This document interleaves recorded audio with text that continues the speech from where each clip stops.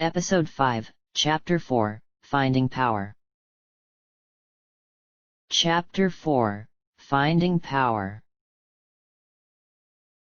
The southern portion of Hyrule was dominated by 3 separate areas, each with its own distinct ecosystem. In the east was the massive Lake Hylia, in the center the marshy wetlands, and in the west the Great Desert. At the moment, one young man was passing through the narrow valley that marked the transition from the second to the third of the aforementioned. "Some days, I hate birds," Link muttered, pegging the circling vulture overhead with an arrow. Normally, he had no ornithological grudges, but the vultures of the Great Desert would attack the moment your back was turned. Croaking, the black-feathered brute expired, and Link continued on, turning north as soon as he entered the desert proper. While shooting down another vulture, he nearly tripped over a cactus. Grumbling, he advanced further to a crack in the walls of the high cliffs surrounding the desert, barely wide enough to admit a man. "This doesn't look promising, but it's all there is here. Hey, Mr. Ajana!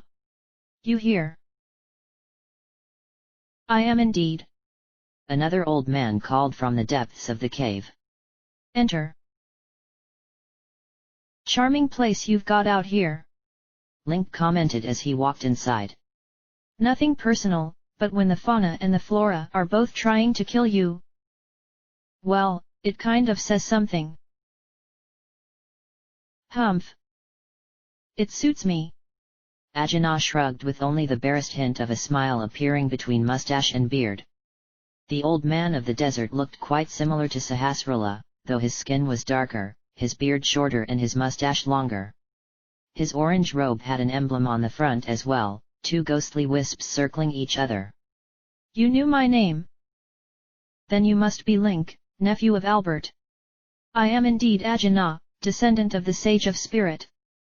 Link was unsurprised to see another image appear in his head, a beautiful, dark-skinned woman with long orange hair bound back in a huge ponytail. She was somewhat scantily clad, but her eyes were wild and completely unafraid of anything. "Yeah. Sahasrara told me about you." Link shook his head to clear it of the vision. "Said you could help me with the desert palace." "He did he?" Ajana smirked. "Sahasrara is still, as always, overconfident. Eager. You may have proven yourself to him, but I remain as of yet not entirely convinced." Link stared at him for a moment, then pulled the pendant of courage out and dangled it between their faces. "You see this pendant?" "See it?" "Indeed I do," Ajana confirmed calmly. "However, that is hardly total proof. The Eastern Palace is the easiest of the 3 trials, and it is possible to make it through entirely on will and courage, which I understand you did. This is an accomplishment, mind you, however, it is not enough. Not enough for the man who would draw the Master Sword, who would strike down a Ganem." "Heh." Link chuckled after a moment's thought. "I get it. This is another test. Just like with Sahasrara. Well, fair enough, old man. What do I have to do?" "Well, being able to get into the palace would be a good start," Ajana suggested wryly. "It's not like the Eastern Palace. You can't just waltz in. Go to the library in Kakariko and get the Book of Mudara. You'll need it." "The Book of Mudara? Right." Link sighed.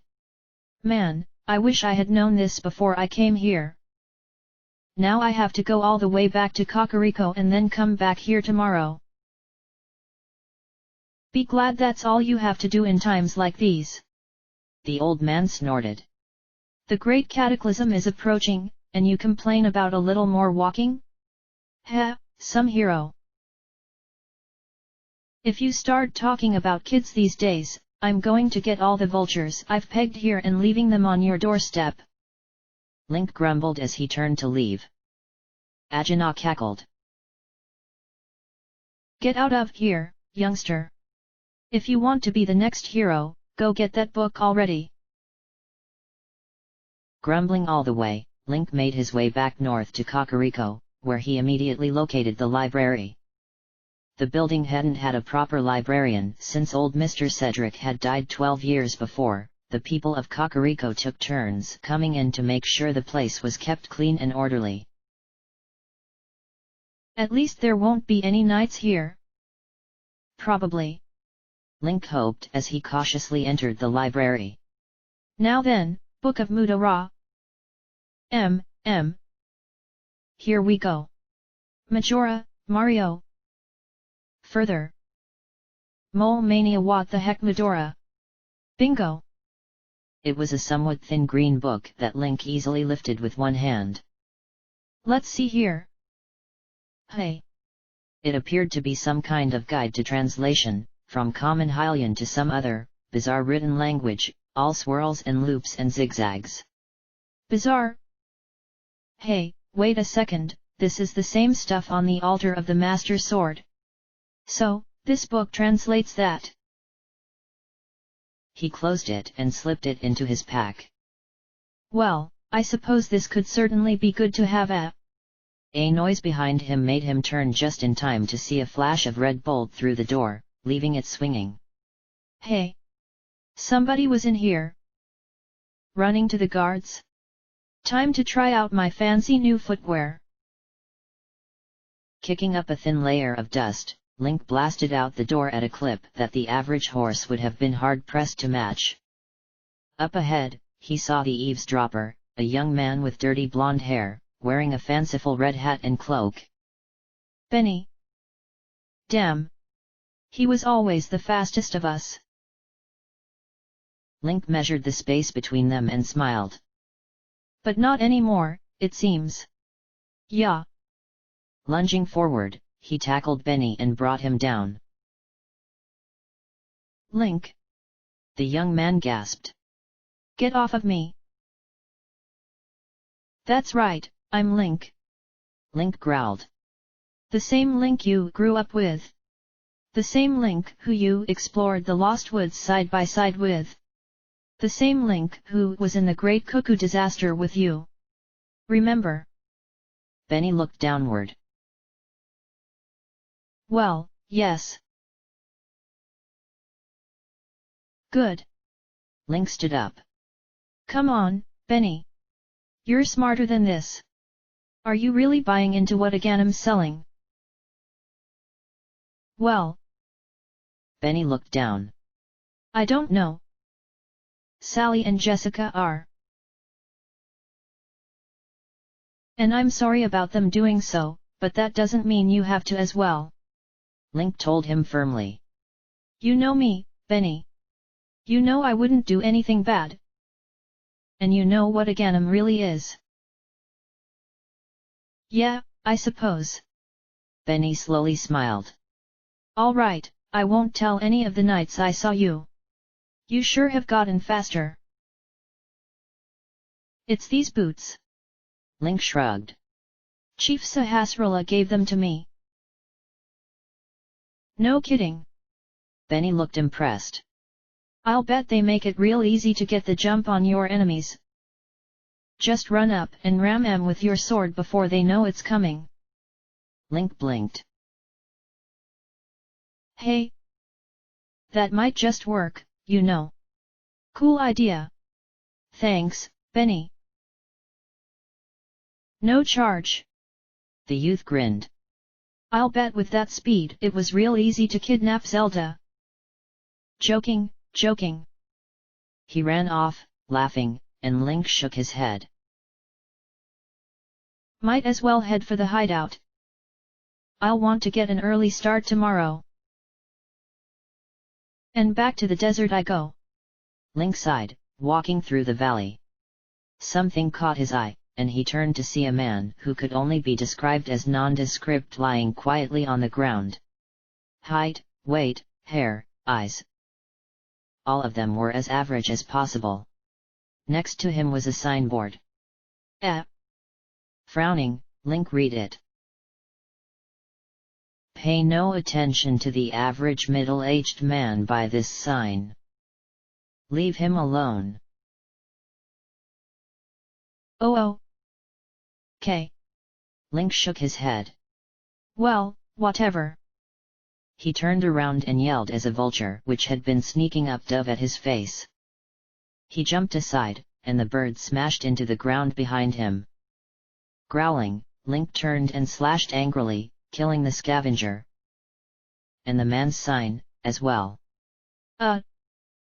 Oops. Sorry. The man showed no signs of noticing. Sorry about that. I'll just go.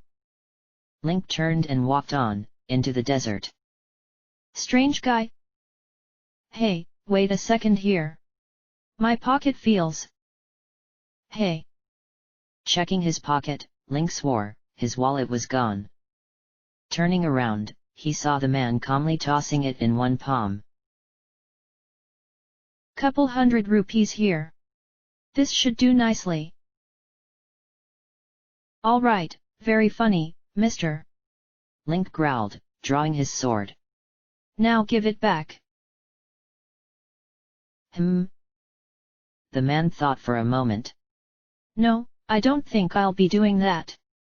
You should pay closer attention to warning signs, youngster. They're usually there for your own good. Warning signs. Link sputtered. That tears it. Come here, you. He charged, and the man dodged away nimbly. Just try it, youngster. Oh, you had better believe I will. Link lunged again, jumping over a cactus. And then something beneath his feet exploded, sending him flying. Whoa! Watch your step, kid. The man chuckled. There's a crazy old man out here who puts out traps. A crazy old man, A third voice repeated. Thank you for that compliment, Roger. The man instantly froze. Oh. Hi, Ajahn. Ajahn. Link got to his feet. Mind explaining why you lay landmines around here? For the knights, of course. Ajahn shrugged. Did you get the book? Of course. Link echoed. And I was heading back here when I ran afoul of this guy. You said his name was Roger. Bronze Roger. A lazy, unprincipled, good-for-nothing who probably has a criminal record if I could be bothered to check. Ajahn rattled off. Roger bowed flamboyantly. That's me, all right. Give him his wallet back, Roger. Ajahn instructed him. He's got more important things to do than play around with you. Oh, all right. Bronze Roger tossed the wallet back to Link. Where's he going, anyways? The Desert Palace. Link shrugged, putting his wallet away. The Desert Palace. Roger's eyes widened. You're joking, right? Even I've never been able to bust into that place. Ajahn snorted. I should hope not. And yet. The old man's eyes narrowed. Perhaps you would be a useful companion to Link. And then I wouldn't have to bother to tag along. What? Link stared at him. You've got to be kidding. No, I think that is how we'll do this. Ajahn decided. Roger, go along with Link. He'll get you in, and you'll have the run of the palace.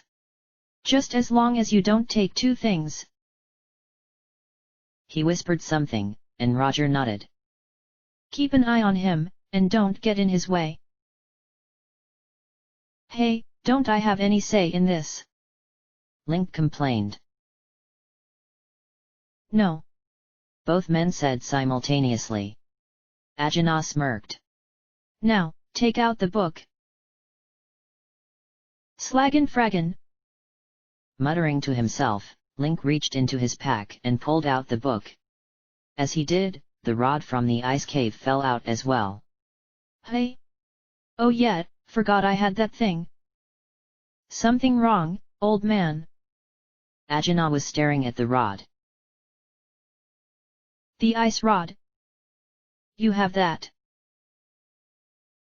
Yeah, I found it in some cave. Link shrugged, picking it up. Haven't figured out how to make it work. You know. Ajahn pondered. You haven't had any magic training, then? This is an artifact of magic, Link. No kidding. Link frowned. A witch I met said something about those. Can anybody use them? Oh, sure.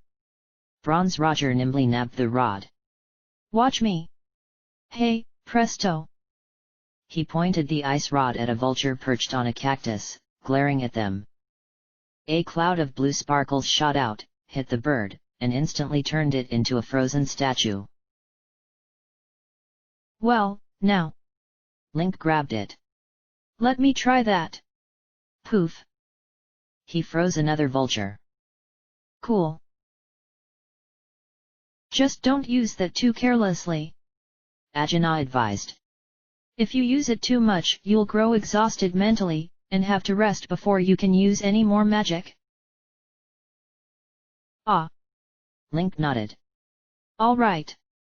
Now, about this book. Yes, yes. Ajahn flipped it open. The instructions for how to get in are in front of the palace. Yeah, they're in some funky language. Hey, is that book a translator? Bronze Roger chipped in. That explains how you're getting in. Yes, Roger. Ajahn sighed. All right, both of you get going. I'll see you when you're done. Yeah. Link set off to the east, grumbling, with Bronze Roger trailing placidly behind. Before long, they reached the palace entrance. Well. This is different. A sheer cliff face stretched 20 feet up into the air. Atop it were 3 huge gargoyle heads, mouths gaping wide. The only way up was a staircase that led into the largest head, the central one. The stairs led down to the desert floor where 3 more gargoyle heads, these ones as solid as boulders, blocked the way. And in front of them, a square green pillar rose from the sand, with a plaque on the front. Don't try climbing over them. Bronze Roger advised. I knew a guy once who did. Me and the rest of his buddies had a whip around and gave him a splendid funeral. That's a cheerful thought to take into this place. Link muttered as, completely unsurprised, he looked upon a different desert palace, long ago. A gigantic monolith built into the 100-foot cliff, with a massive stone statue of a Gerudo woman sitting at the front. Shaking the image off, he opened the Book of Mudora. All right, let's see here. To open. They. Clam? No. They. Way. Forward. Fillet your. Wrong. Bake your. Wrong again. Make your. Wish here end. Snail. No. End. Will it. To. Space Cuckoo Mafia? Hell no. To. Come true. Wait, you just have to make a wish. Bronze Roger blinked. Is that all? Sheesh. Ahem. I wish the way would open, so that I may plunder. Nothing happened. Humph. You must have mistranslated. Maybe it was Space Cuckoo Mafia. Oh, shut up. Link put away the book. Let me try. He closed his eyes. Whatever it is that's supposed to hear this. It's me. The last descendant of the hero of time. I know he sealed this place up to keep people from getting inside. But now it's time for it to open again. Hyrule needs the Master Sword. That's our only hope. And for that, I need the Pendant of Power. Let me in. Or else everything will be lost. A rumbling caused him to open his eyes and watch as the three blocker heads shifted and moved out of the way. Ha ha! Not bad, kid. Bronze Roger scampered up the stairs. Meet up with you later. Time to loot, loot, loot. Arg! Link shook his head as he walked up more sedately. Why Ajahn paired me up with him, I'll never know. Maybe the old guy's gone senile. Walking into the center gargoyle's maw, he took the stairs inside down and looked around.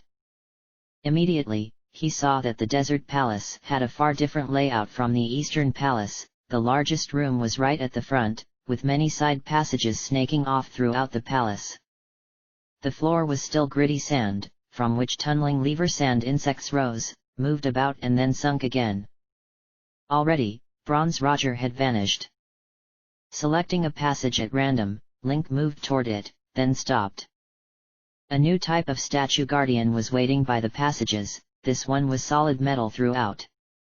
Damn! My sword won't be able to cut that no matter what I do. Same with my arrows. The statue's design was simple. Above a solid base, a huge spherical eye slowly rotated. As it saw him, the pupil narrowed, and Link raised his shield just in time to block a searing laser. Whoa! Unconcerned, the eye kept going on its cycle, and Link wisely decided to duck away down a side passage before it got around to him again. The passage led him a small room, with another BMOS statue, as Link decided to dub them, in it. Far in the back of the room was a giant chest, like the one that had held his bow and arrows. Hey! Another treasure? Well, can't get it now. Choosing another passage, he followed it to the end, where he found a tightly locked door.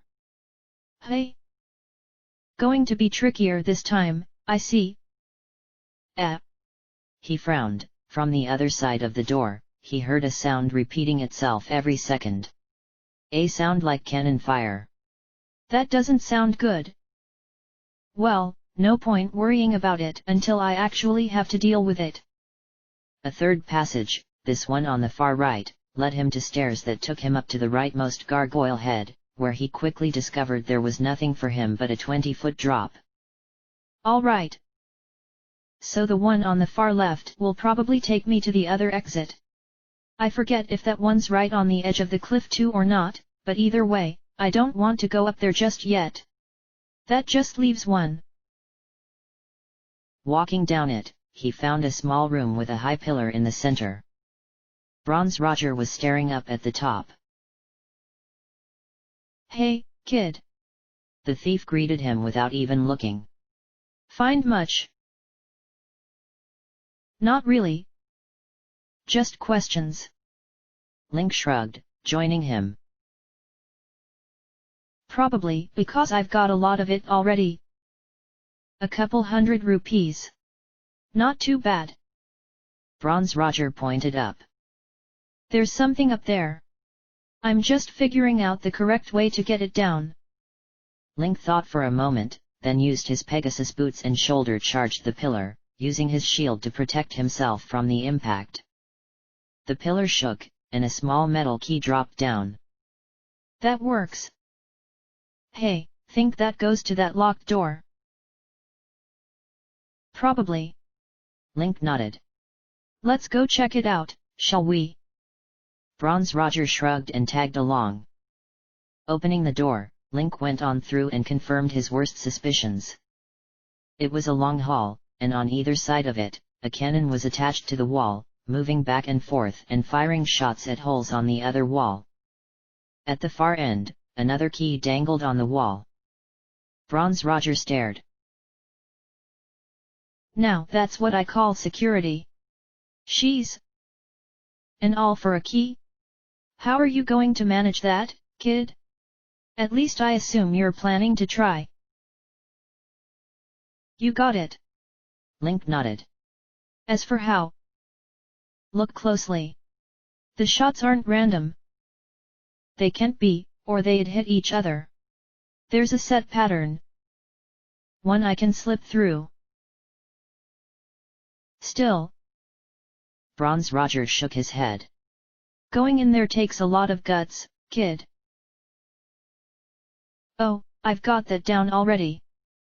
Link assured him with a cocky smirk before running forward. As he had predicted, he made it through the cannonballs, and grabbed the key. On his way back, though, right when he was almost through, a shot clipped him on the shoulder and sent him to the ground. Bronze Roger leaped in and pulled him to safety. Whoa, you okay, kid? I'm fine. Link grunted, getting up. Only brushed me. If you insist. Roger shrugged. So, now where? This'll unlock that one huge chest, I'll bet. Link guessed. Let's go grab it. They slipped past the BMOs in the room easily enough. Bronze Roger had discovered that their eyes had a radius of 10 feet. And when they opened the chest, Link pulled out a pair of bright, shining silver gauntlets. Well, now. Bronze Roger stared at them. Those like even nicer than old man Ajana said they would. Pity they're one of the two things he said I had to let you take. Oh well. One of them, Link slipped the gauntlets on. And what was the other? A pendant. A blue one. The thief shrugged. Haven't seen that anywhere, though, and I've pretty much been through all the rooms. This map I found is a bit strange, though. Look. Unfurling said map, he showed Link a cluster of rooms that were in the back, unconnected to the rest of the palace. How do you suppose we get there, Well. Link thought for a moment. Let's go try this. They walked out through the left exit, and as Link had guessed, found that this gargoyle was further back on the cliff top, allowing them to walk out onto it. And behind the main entrance, where they found a pile of rocks against another wall. Above the rocks, 3 metal spheres and 4 metal blades were set to look like eyes and fangs. None of us ever knew this was back here. Bronze Roger murmured as Link, on a hunch, grabbed a heavy-looking rock and managed to hoist it easily. You think the real big treasure's back here? That's my guess. These gauntlets are great. Link continued shifting the rocks. These rocks must weigh at least 100 pounds, but I'm moving them like they're nothing. Soon, the way was clear, and the 2 men walked inside. The room they came to, unlike the others, was tiled. The tiles were each perfectly square, a foot across. As soon as they entered, a steel shutter slammed across the door behind them. Hey! What gives? Oh! I've heard about this sort of thing. Get in a corner, kid, and keep your sword ready. Bronze Roger instructed, drawing an evil-looking dirk. Mystified, Link did so, and after a moment he realized why. The floor tiles themselves were rising off the floor, spinning in place for a moment, and then launching themselves at the intruders. Fortunately, they were clay and easily shattered by either blade. After about 20 or so attacks, the tiles stopped. They had formed the shape of a skull and crossbones on the floor. Man! Some people just really don't play fair with their security. The door behind them opened again, but they went on ahead instead. The next room was L-shaped. Turning left, after the turn, a red rock lops sat between 4 cement furnaces. Disposing of the Guardian with a few arrows, Link examined the furnaces. No door onward. Or so it seems. Taking out his lantern, he flipped the switch that lit it, then used the flame inside to light all 4 furnaces. As the 4th took light, the back wall began to rumble, and then shifted back, revealing the next door. Hey, check that out! Link pointed above it. The skull of some insectoid beast was mounted on the wall. A circular, fang-ringed maw dominated the front, with several eye sockets along the sides. Landmala! Bronze Roger whistled. Giant worms that used to dominate this desert. They were a terror. Good thing they all died out, kid. Yeah. Good thing. Link muttered, remembering the last room of the Eastern Palace. Let's go on in. All right. Bronze Roger nodded, and they did so. The room beyond was sand again, and the only door was the one they had entered through, which slammed behind them. Hey! What gives? You might want to get down, Link advised him. This promises to be nasty. There was a rumbling from deep below, in the sand. A stirring of the earth in one spot. And then a huge, segmented green sandworm launched itself up, arcing over them both. Landmala! Bronze Roger whispered, face turning white. More rumbles followed, as 2 more of the beasts surfaced as well. 3 of them. We're dead. Not if I can help it. Link growled, slashing at the side of one of them. His sword bounced off. Gah! Look, the only vulnerable spot is the head, but we've got no chance here. Bronze Roger yelled. Better than just lying down and dying, isn't it? Link ran up the length of the creature, but it was too late. The Landmala was already burrowing again, as were the other 2.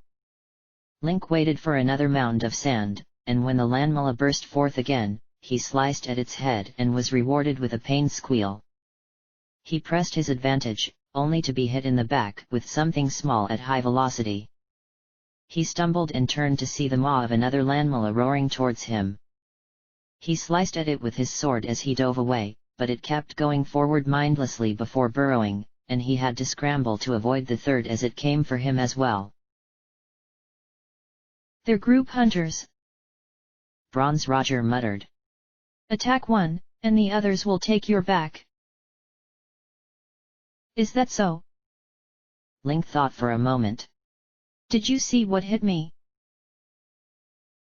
Piece of stone shrapnel. Bronze Roger shrugged. They spew them when they come up. Lovely. Probably no way to stop that. Just have to endure it.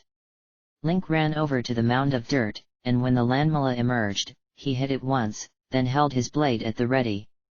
When the shrapnel hit him again, he did not turn, but instead unleashed the whirling blade strike technique that he had used on the final Armos Knights.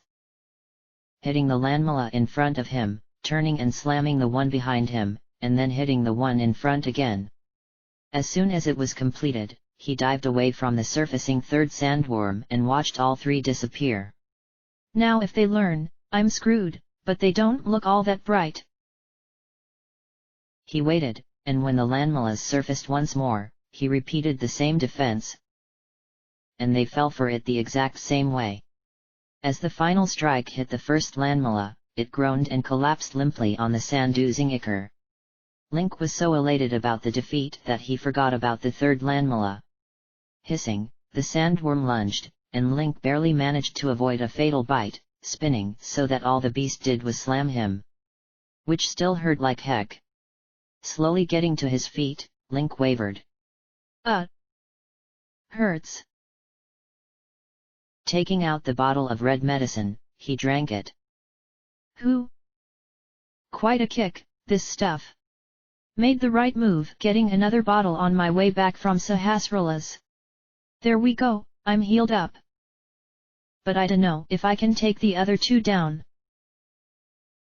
If I really get in a bind, will my ancestor help me out again? Maybe.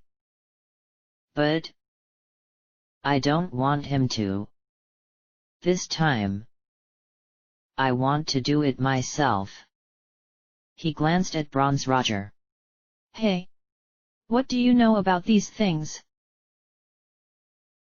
Entirely too much. Roger shuddered. Well, tell me all of it. Link yelled. Anything that could help. He dodged the remaining 2 landmillas, not attacking yet.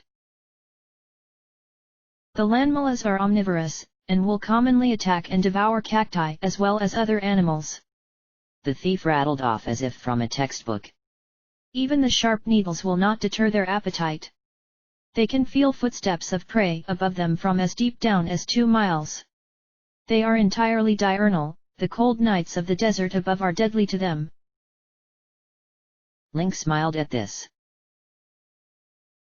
They don't like cold, hey. He drew the ice rod with his left hand. Let's give that a shot, then. One of the beasts surfaced, and Link blasted it in the head with the frigid magic. The entire landmilla was, for a moment, encased in ice before breaking free with a pained shriek. Ha! Got you! He fired again, and this time before it could shatter the ice, he brought his sword down on it with a mighty overhead slash that broke both ice and skull, killing it. Behind you! Bronze Roger yelled, too late, as a veritable hail of shrapnel slammed into Link's back, knocking him on his face. He groaned and turned to see the last landmilla only inches away, and reacted in the only way he could, thrusting his hand with the ice rod forward. The magic activated even as the fangs closed painfully on his arm. Link froze and froze and froze it again, using every scrap of wool he had left. A remembrance of 2 gigantic sandworms, identical save for coloration, bizarrely wearing humongous masks. No. No, I don't need this. One of them already dead, the other wrapped tightly around him, and his sword, squeezing, killing. Leave me. Leave my head alone. The only way to live.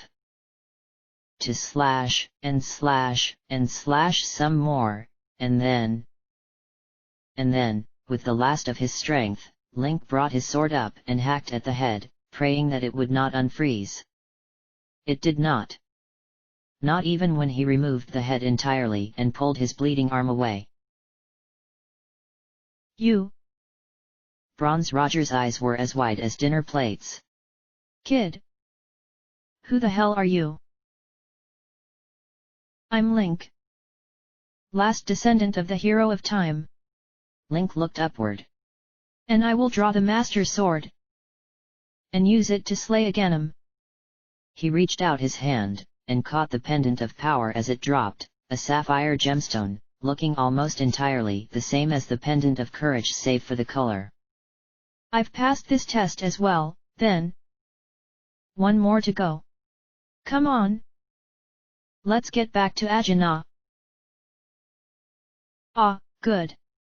Ajana looked up from a book he was reading as Link and Bronze Roger entered his cave. I see you're still alive. That just leaves the question of if you passed or just decided to hell with it. In response, Link held up the pendant of power. Well, that answers that. I should have known, I suppose. Didn't think you looked the type to give up. Just the opposite, believe me. Bronze Roger agreed fervently. There were 3 landmillas there, and I thought we were worm chow, but this kid took 'em all on without flinching. I don't impress easily, but you got guts, Link. Thanks. Link smirked. By the way, you're a thief named Bronze Roger, right? Any relation to the Bronze Hands of the Lost Woods? Roger was silent for a moment, then began to chuckle. All right, you got me. Yeah, I used to be the boss of those goofs. But after a while, it all got boring. Place like this kingdom, there's not really much for a gang of thieves to do except for the occasional light mugging and some pickpocketing. unless we wanted to go off the deep end like the Black Eye Gang, and they ended up mysteriously disappearing, every one of them. So I retired and came out here. He looked out at the desert. It's been nice, but even duller than it was as a thief. Maybe I should head back to the guys. Plus, even out here I've heard about this Aghanim, and I don't like him one bit. Seems to me doing some jobs on the nights and the castle right about now wouldn't be frowned upon. I know I wouldn't complain. Link grinned. Anything to piss Aghanim off. I'll think about it, anyways. For now, though, I'm going to catch some sleep again. The thief grinned back. I won't even charge you for my sign. See you around, kid. Old man. He walked out, and Link turned back to Ajana. All right. 2 pendants down. That leaves the Tower of Hera, right? Correct. And this time you'll be on your own. Ajana set down the book. Neither me nor Sahasrara are suited for mountain climbing at our age.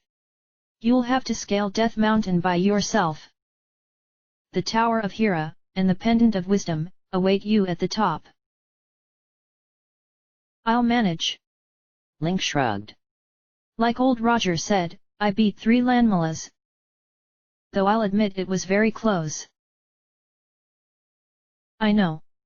Ajana admitted calmly. I was watching. As was Sahasrara. Maybe I should start charging rent in my head. Link rolled his eyes. What with you two and my ancestor? At least I managed to do fine on my own without much from him this time around. Still, yeesh. At least I can tell you I won't be doing it when you go get the 3rd. Ajana assured him. I've seen enough. I trust your skills. No promises on Sahasrara, though. He's a nosy old coot. Har. No arguments on that here. Link frowned. About that, though? At the end? My ancestor was in there again, wasn't he? Did I beat the last landmala by myself, or did he help? I'm afraid he had to aid you again, Link. Ajana admitted. The young warrior sighed. Ah well. At least I did better by myself this time. And I will defeat the 3rd guardian by myself. For now, though, mind if I sack out here tonight? It's pretty late. No problem. Ajana indicated the back. There's a spare cot there. Thanks. I'll be off in the morning. Link headed back, and was soon fast asleep. The day after, he left without waking Ajana and set out immediately. As he passed the spot where he had met Bronze Roger, he saw the thief lying out again with a new, identical sign. What, does he have a stockpile of those or something? Chuckling, Link went on. He was not, however, greeted by the princess, but by a wide-eyed Father Brian. Link. Thank the goddesses you're back. What's wrong? Link yelled, 1,000 scenarios running through his mind, each worse than the last. Has something happened to Zelda? She's run off. The old priest gave him a note. I found this on the altar this morning. Father, I'm going out for just a bit. I'm sorry, but I can't stand just being in here for any longer. I need to see the outside world, just for a short time. I'll be back soon, and don't worry, I'll be very careful. Zelda. That idiot. Link crumpled the note in his fist. Right, you stay here, your worship. I'll go look for her. Leaving the sanctuary, he forced himself to pull his thoughts together. Think, Link. Where would she go, out of all the places in Hyrule. Not the castle, she's not that stupid. I hope. Where else? He looked to the west, and a few minutes later, was walking into the Lost Woods, headed straight for the Grove of the Master Sword. Remembering its location, he found it much faster than he had on his first trip, and sure enough, Zelda was standing right in front of it, gazing upon it. Hello, Link. She greeted him without turning around. I imagine you're irritated at me for coming out here. Irritated doesn't even begin to describe it. Link growled. What in Hyrule possessed you to come up with the idea to just sneak off, when so many people are looking for you, and not for nice reasons? Like I wrote in the note, it's only for a short time. And you certainly told me enough about avoiding the knights. Zelda shrugged. None of them ever even saw me. And once I was here. Here, of all places, do you think they could get me? Yes. Link disagreed bluntly. Ganon may be evil, but he's incredibly powerful, too. Maybe he couldn't touch the sword or the altar, but he could probably enter the grove. As for the knights, maybe they couldn't, but they could look in, see you and call the boss man. All right, point. Zelda sighed. I'm sorry. Let's go, then. Wait, as long as I'm here. Link drew out the Book of Mudora. I want to see just what it says on this altar. A book that translates from ancient Hylian. Zelda looked impressed. Cool. What does it say? The heroes. Trout? No. Triumph. On cataclysms. Mother-in-law? I think not. On Cataclysm's eve, that's better. Wins 3 pendants of virtue. The Master Sword he will then eat. Retrieve. Keeping the knights? Happy mask? No. Knight's line. True. Ancient Hylian was a very confusing language, I see. Zelda was struggling to keep a straight face. Interesting mural, though. Although it doesn't really tell us much we didn't already know. Yeah, it did. Link slammed the book shut and put it away. It tells us that whoever carved this knew this day would come. And somehow, I think, Hyrule knows it too. If that makes any sense. Oddly enough, it does. Zelda nodded. Let's get back, then.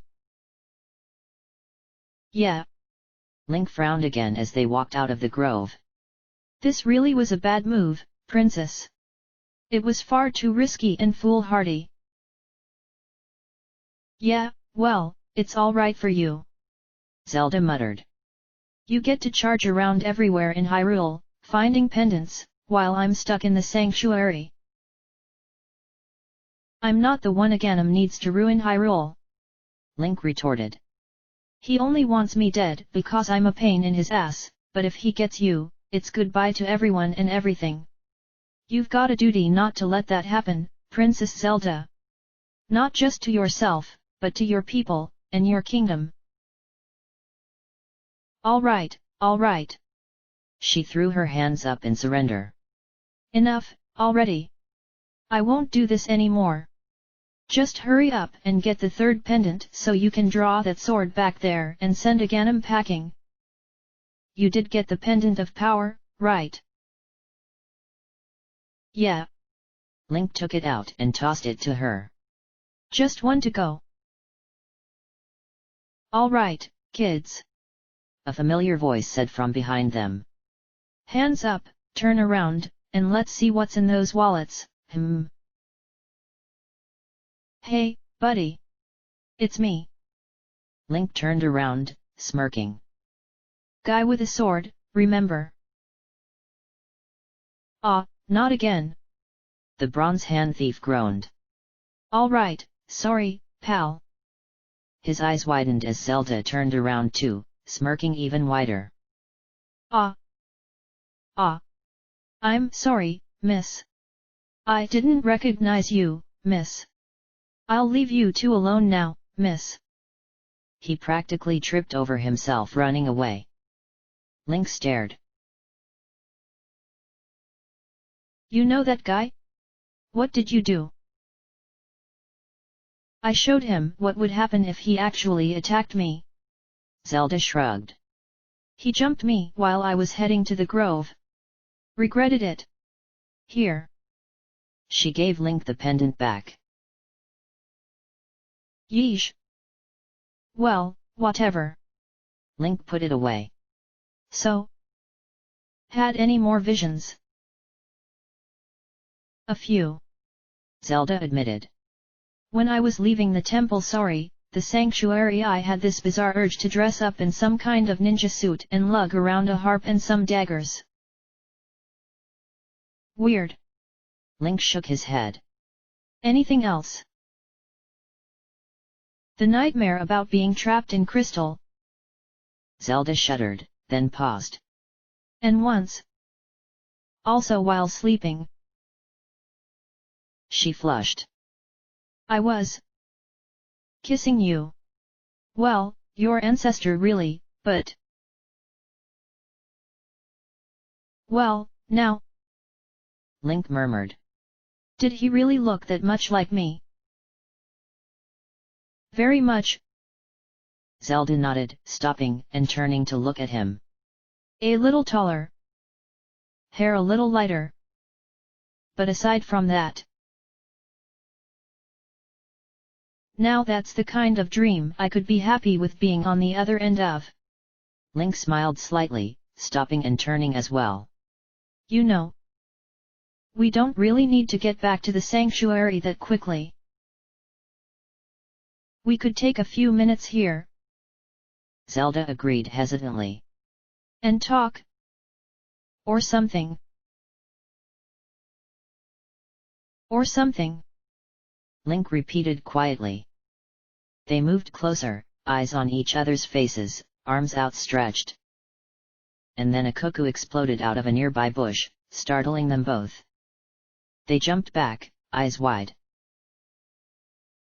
On second thought, we really should go as soon as possible to make sure Father Brian's all right. Zelda said quickly. Yeah. Link nodded. We should. Let's go, then. The two of them turned, and walked away once more, now silent. But both of their thoughts were racing loudly and vibrantly about the other as they left the lost woods behind. End of chapter.